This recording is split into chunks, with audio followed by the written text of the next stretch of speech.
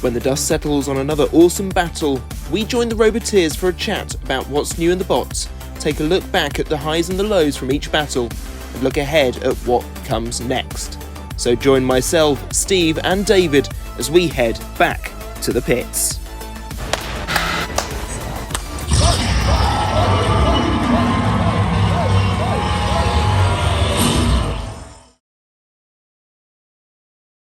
Robots activate.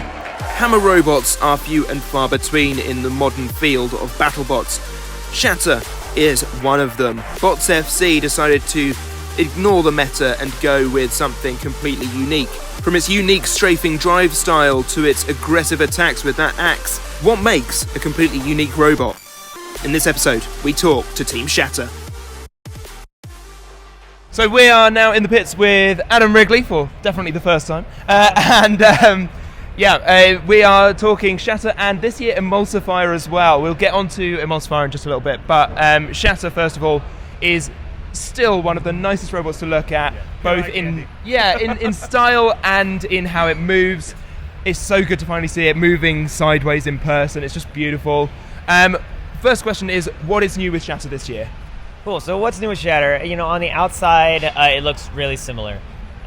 We have a new hammer called the Paul Surprise, so we took our photos with. Haven't broken it out in the arena yet, we'll see when we use it. We have some new fork options, which we didn't take the photo with, and we haven't really broken out. And then other than that, it's we have tops, nice new shiny tops, which also not in the arena, but were in the photos.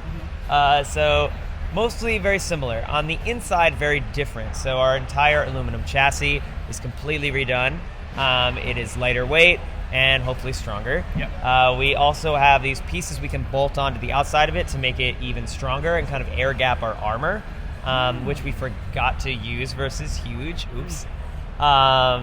Those new parts, who can remember how many you have? We have all new electronics on the drive side, upgraded our speed controllers, and upped the voltage 33%. So we are faster and pushier. We also upgraded our magnet setup. We don't have any more magnets, but we found a way to get them closer to the ground without decreasing ground clearance. Yeah. In addition, we've done some tricks so that they shouldn't get hung up on the floor anymore. We'll see how well that works out. But yeah, faster, stronger, on the drive side, and just a stiffer chassis as well. So what is your take on some of the robots that have showed up this year with OmniDrive as well? So we have Ominous and we have Glitch from last year. What is your what's your feeling on both of those machines and going forward with omnidirectional drive with other robots coming forward, like for new builders maybe coming in thinking about doing something like this? Well, I'm really excited that we showed that you can do it, you can be competitive, because when I was talking about this online 2015, 2016, people said you absolutely could never, ever be competitive with any sort of omnidirectional drive. It was stupid, and I was an idiot for suggesting it.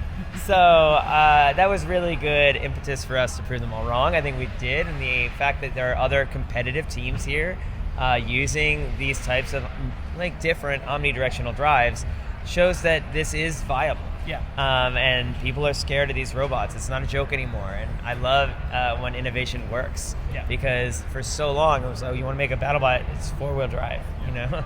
On Emulsifier we have treads. People are telling us that's crazy. So, there's more than just wheels, and we like to do things a little differently on our team. We very much appreciate that. Yeah. Keeps it fresh. It does. Obviously, the builders this year got to find out their lineup ahead of time. We won't spoil who you've got coming up, but are you happy with the selections, or looking forward to some, nervous about any? Yeah, we're certainly nervous about at least one that's coming up on ours. We were really excited to get all 4 at once. Yeah. There were rumors in the pits first few days before they announced it that they were going to announce all 4 at once. Nobody believed it.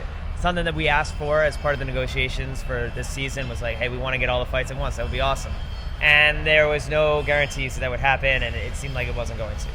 But getting it all at once is just, and knowing the days in advance, it's so helpful. It legitimizes it as a sport, because when any sport, I mean, anybody watching knows that with football, with hockey, with soccer, football, but still, in any case, football, all the different kinds of football, cricket, you know who you're playing ahead of time, when and where. So it's a huge step forward for the legitimacy of this being a full-blown combat sport, like a sport.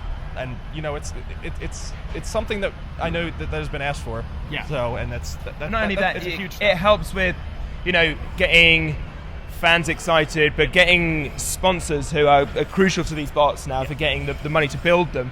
They know which days to come in to see you fight ahead of time, and you know what sort of fight you're going to get. I think the vibe this season is sport.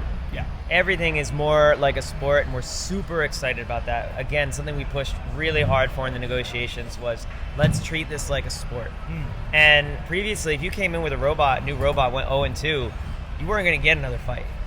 But we know we're getting more fights with robots, so like that's huge. Yeah. To be able to still plan, to know, like you're saying, sponsors, I'm going to get 4 fights, right? Like that kind of stuff is so important.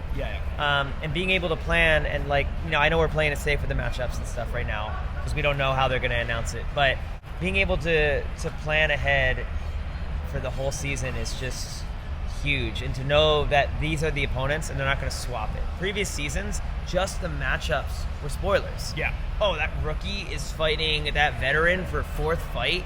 They must have done really well their first 3, so you couldn't even announce the fight cards in advance. You couldn't announce who was fighting because it was a spoiler.